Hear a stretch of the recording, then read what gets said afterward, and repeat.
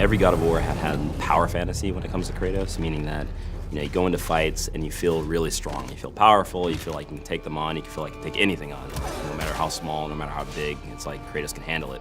So for this game, even though we were changing pretty much everything about the combat, we wanted to make sure that Kratos still felt like he was a powerhouse. The two things that we had talked about early on were like, one, we don't want to make an open world game. Two, we don't want to just mimic Dark Souls. As much as we like that game, there is kind of this interesting loop inside of it that we wanted to capture. That's when we really, I think, started embracing the fact that not all of God of War just has to be charge in, hit, and then sort of wake up after everything's over, right? We just didn't have that strategic element, that cerebral engagement. And all of the pieces that we put together throughout development put the player in a position that they have to think as they're fighting. For this game, he's got a new weapon, his Leviathan axe, and with this weapon we wanted to be a little bit more tactical, still feel powerful at the end of the day, but have a little bit more decision-making and a little bit more deliberate actions on the player. We've created scenarios in which, hey, it's advantageous to really experiment with this. And we've noticed that once people start seeing that, oh, I'm gonna try that one now, right? Because we give you a lot.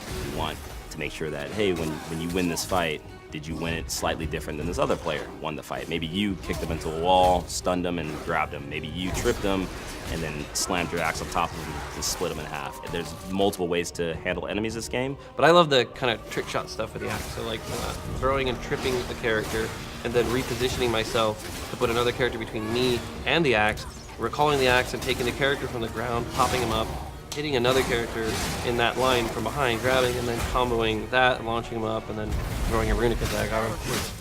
Once you throw your axe, we didn't want Kratos to be useless. We wanted to make sure that he still had a moveset, so he's got a shield that can expand on command now. A lot of his bare hand attacks uses that to get more damage. With this thing, he can stun much easier, much faster than the axe itself. Well, Kratos can throw the axe. He has ranged abilities, right? If you're blocking, you have to block. But the addition of Atreus means I can block and actually fire arrows. So I can strategize that I can open somebody up while maintaining some safety and then quickly get in while they're opened up and then follow that up with something. So it gives you a really interesting sense that I can both have an aggressive stance and a defensive stance at the same time.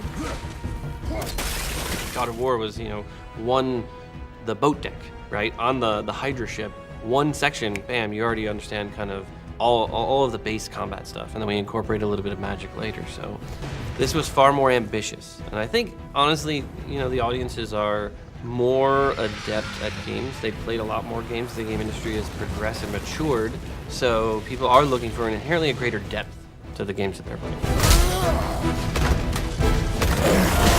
Pre-order and get 3 shield skins for in-game. PlayStation